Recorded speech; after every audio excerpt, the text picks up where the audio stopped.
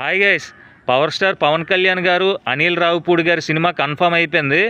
Cinema మొన్నటి వరకు discussion స్టేజ్లో ఉంది. దిల్ రాజు గారు స్టార్ట్ చేశారనమాట వీళ్ళిద్దరు కాంబోని కలపడానికి. అందులో ఆయన సక్సెస్ అయ్యారు.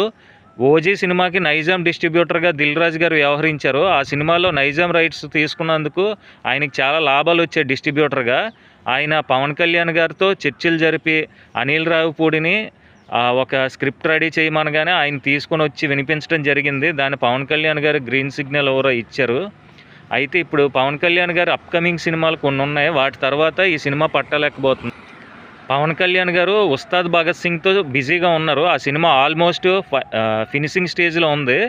ఆ సినిమా అయిపోయిన వెంటనే ఆయన సురేందర్ రెడ్డి గారి ప్రాజెక్ట్కి వెళ్తారు గాయస్. ఎప్పటి నుండో సురేందర్ రెడ్డి గారి ప్రాజెక్ట్ ఉందన్నారు. ఆ మధ్య క్యాన్సిల్ అయిందన్నారు. క్యాన్సిల్ అవ్వలేదు ఆ సినిమా. సురేందర్ రెడ్డి గారు పవన్ కళ్యాణ్ గారి డేట్ల కోసం వెయిట్ చేస్తున్నారు.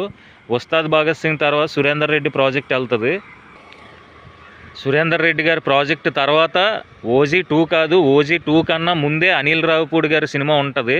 అనిల్ రావిపూడి గారు చిరంజీవి గారి సినిమా శంకర్ వరప్రసాద్ షూటింగ్ అయిన వెంటనే ఆయన సంక్రాంతికి వస్తున్నావు 2 తీస్తారు.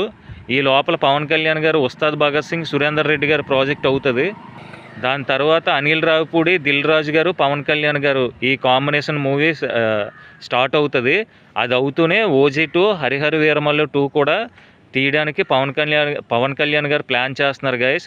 పవన్ కళ్యాణ్ గారి అప్కమింగ్ లైనప్ చూసుకున్నట్లయితే ఉస్తాద్ భగత్ సింగ్, సురేందర్ రెడ్డి ప్రాజెక్ట్, అనిల్ రావిపూడి ప్రాజెక్ట్, ఆ తర్వాత ఓజీ 2, హరిహర వీరమల్ 2 ఉంటాయి. ఇంకా మరెన్నో సినిమాలు చేస్తారని మనం కూడా కోరుకుందాం. ఓకే గైస్, నా వీడియో నచ్చినట్లయితే ప్లీజ్ సబ్స్క్రైబ్ చేయండి, లైక్ చేయండి, షేర్ చేయండి. Thank you guys.